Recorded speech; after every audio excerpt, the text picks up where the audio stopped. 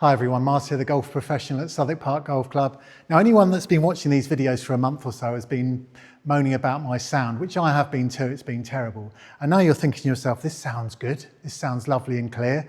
Well, the expensive microphone I got was great, but what I found out, it was the port of my iPhone which was faulty, so I've stuck it in my iPad, which will be all right for today. It means I can't quite do certain things that I could because the iPad's a bit fixed and the camera quality is not so good, but I think you'll enjoy the sound. I think it's much better. I've just tested it and it seemed really good. Right, let's move on. This hopefully is my last video indoors for the spring and summer. I want to get outside. Today's been the first really playable day. I think they've started to cut the fairways and stuff after the winter, so that's brilliant anyway. So what I've brought you in here for today is, quite often in a lesson, someone will want to say to me, I want to learn how to draw the ball. And occasionally they'll say to me, I want to learn how to fade the ball.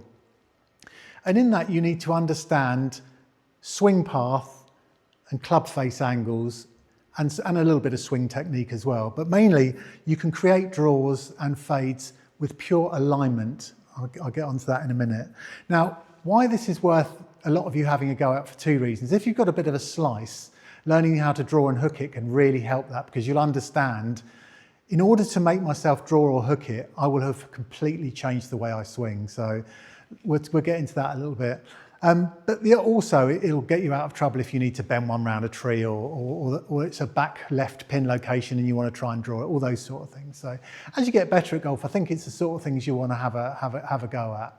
So let's make a start, and just remember that draws and fades are good positive shots because they end up on target. Hooks and slices move away from the target. And then we encompass into that pulls and pushes. So there's almost those, they're your flights. Straight, push, slice, and then to the left, pulls, hooks, and then draws that come back to the target. So you would have all hit all of those shots probably in one round of golf for a lot of people. So let's start off with learning to hook the ball under control, and then we'll try and bring it back the other way. So I know you can't quite see all of me, but what I'm going to do here, and this is a great potential cure for a lifetime slicer, you're going to point your club at the target, your intended target, and then your feet, your knees, your hips and your shoulders are going to be to the right of that. And we're going to make that quite extreme to start off with. So I've got a 6-iron here just to show you a bit of ball flight. It's much harder to do this with something like a 9-iron or something. You can almost start to only get backspin with those clubs. So I'm talking about clockwise and anti-clockwise spin here to draw and hook. So here goes, here's the first one. Pointing the club at the target, aiming my feet, knees, hips and shoulders way to the right, and I'm going to swing on the line of my feet, and I'm going to make sure I try and come back to impact with a square or closing club face. Because if I leave that club face open, I'll just push it to the right. So here goes, you've set yourself up, I've pointed my club straight, and I'm going to swing down on my toe line. And you'll probably hopefully see in that screen that I've got quite a bendy flight, which has almost come back to target. Right, so here's some extreme numbers. Swing path, in to out by 19 degrees, way off to the right, and a 13-degree closed club face, because that's what's going to happen as I try and get this squared up through impact. And that will give you different amounts of swing on the ball, and you can learn how to make it more like I could roll my wrist more as I did that. It'd probably give me a greater swing and keep a bit more height on if I did that, if I stood a bit straighter. But let's stick to the basics first. I'm going to do it one more time. Club at the target, feet way right, swinging along the line of my toes. And you can see it gives you that quite a big bend in your flight. It's going to move quite a bit in the air. Now obviously the same applies for trying to fade it or slice it. I'm going to aim my feet to the left, because basically what I'm trying to say to you is, without changing your swing dramatically, you're changing your aim and the way you see the club enter the ball. So slices and fades are going to have to be with a slightly open club face, being swung from out to in. So if I aim my feet to the left, my club at the target,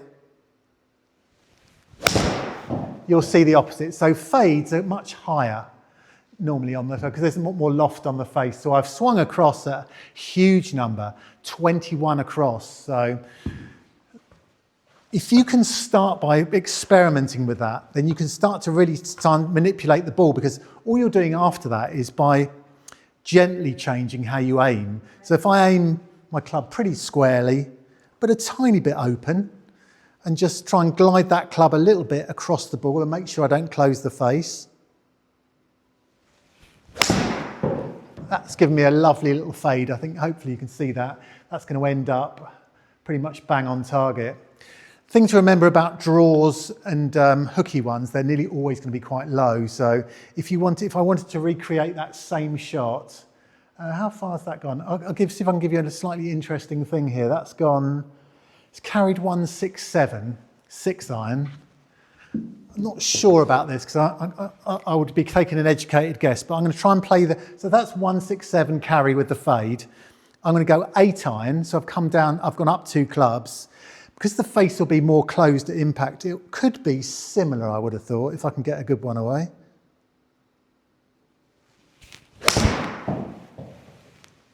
.164 carry and a nice little, like you see these people make love hearts by drawing and fading on these screens, quite cool. That would have given me a good little love heart there, wouldn't it? So I've decreased that angle a little bit to make that happen. Right now, this isn't going to be for everyone, but I think anyone with a noticeable slice should experiment with the hook, because you'll understand then that I'm swinging my club more from in to out with a closing club face rather than my potential out to in with an open club face. So it's always worth learning, and it can really get you out of trouble with a bit of ball manipulation as well. I'm using this more like for hole location, like if the flag was at the back, I'm much better off to fade it into it, because if it's back right, because I've got much more green to work with. If I can only draw and the pin's at the back right, I'm sort of having to sling it away from the green and hope it gets on it. So it's well worth doing it. So yeah, draws and fades, really with alignment rather than sort of manipulation of your hands, which is much harder. So have a practice, see what you think, and hope you enjoyed the sound. See you all next week. So you can see in the swing here, the Ian has corrected back in position.